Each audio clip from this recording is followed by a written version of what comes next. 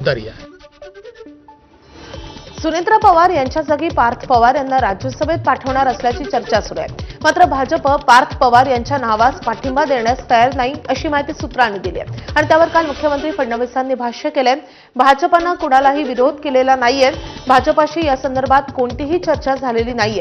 राष्ट्रवादी काँग्रेस हा एक स्वतंत्र पक्ष आहे, कुणाला पद द्यायचं, नामांकन द्यायचं, तिकीट द्यायचं याचा निर्णय ते घेतात। जेव्हापासून आमच्या सोबत आले तेव्हापासून कुणाला आमदार करायचं, खासदार, अध्यक्ष, सचिव मंत्री करायचे हे निर्णय त्यांनीच घेतलेत, त्या निर्णयात आमचं काही म्हणणं नाही असंही फडणवीसांनी स्पष्ट केलंय।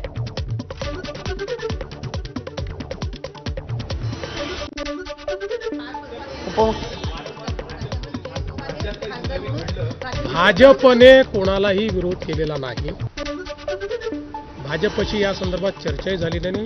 मी पुन्हा एकदा सांगतो की राष्ट्रवादी काँग्रेस पार्टी हा एक स्वतंत्र पक्ष आहे, त्यांच्यात कोणाला पद द्यायचं, कोणाला तिकीट द्यायचं, कोणाला नॉमिनेशन द्यायचं याचे निर्णय ते घेतात, ते निर्णय आम्ही घेत नाही।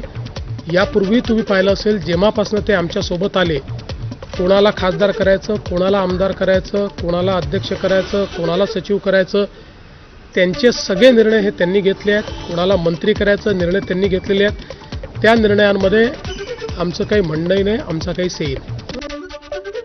उपमुख्यमंत्री अजित पवार यांच्या निधनानंतर राष्ट्रवादी काँग्रेसच्या